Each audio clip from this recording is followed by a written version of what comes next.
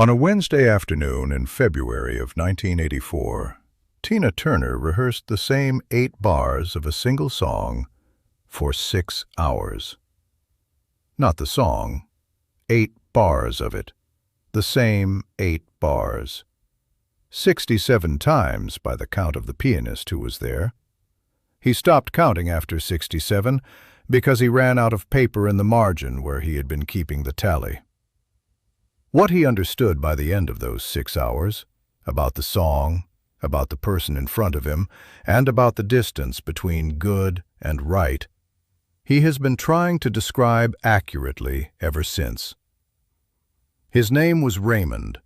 He had been playing piano for session and rehearsal work in Los Angeles since the mid-70s, the particular category of musician who is never in front of the audience, but is always in the room where the work is being prepared. He had worked with a significant number of artists across those years. He had sat in rehearsal rooms for more hours than he had any method of counting, and had developed, through all of those hours, a specific understanding of what different kinds of artists were like when no one was watching. There were artists who worked hard in rehearsal because a producer or a manager was present. There were artists who worked hard because they were afraid of getting something wrong in front of an audience.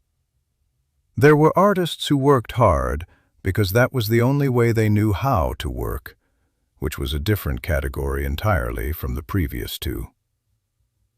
He had never encountered anyone in the third category at the level he encountered it on that Wednesday in February of 1984. The rehearsal was for the Private Dancer Tour, the run of dates that would begin in the spring of 1984 and that represented, for Tina Turner, the first large-scale touring production of the solo career she had been building since 1976.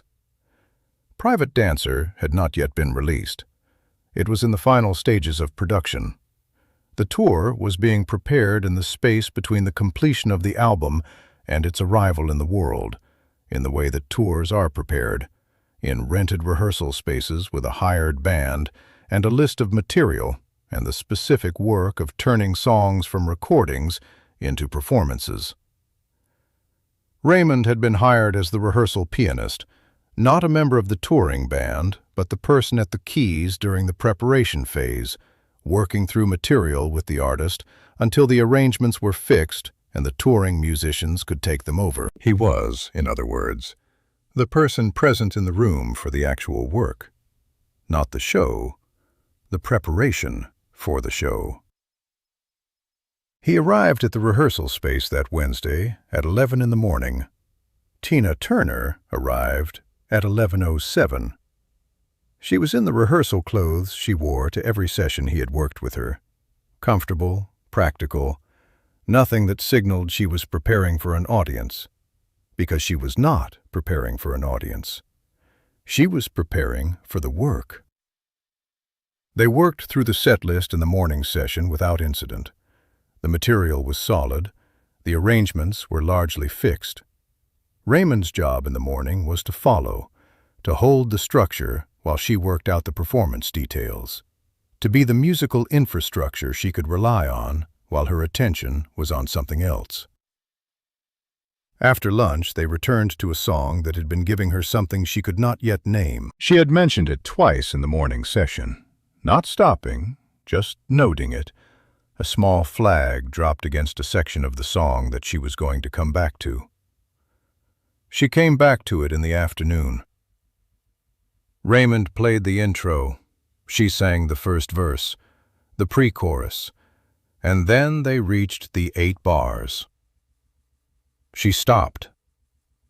She did not say what was wrong. She stood at the microphone with one hand raised, the gesture that meant stop, not urgently, just stop. And she looked at the space in front of her the way she looked when she was listening to something she hadn't found yet. Then she said, "Again." Raymond went back to the top of the section. She sang through to the 8 bars. She stopped in the same place. She said, "Again."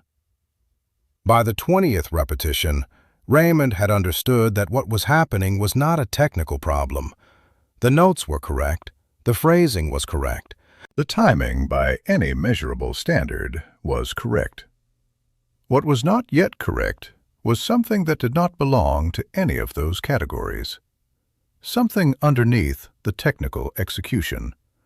Something in the relationship between the lyric and the vocal line in those specific 8 bars that she could hear was not yet where it needed to be, and that she had no intention of leaving until it was.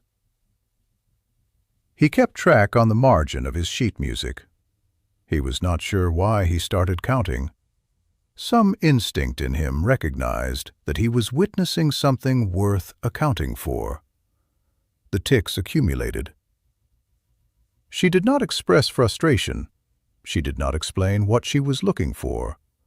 She did not apologize for the repetition or acknowledge that it was unusual.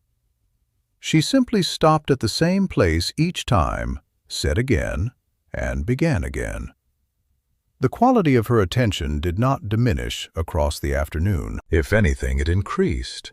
The specific focusing of someone who can feel the gap between what they are producing and what they are looking for narrowing, increment by increment, and who has learned to follow that narrowing with patience rather than force.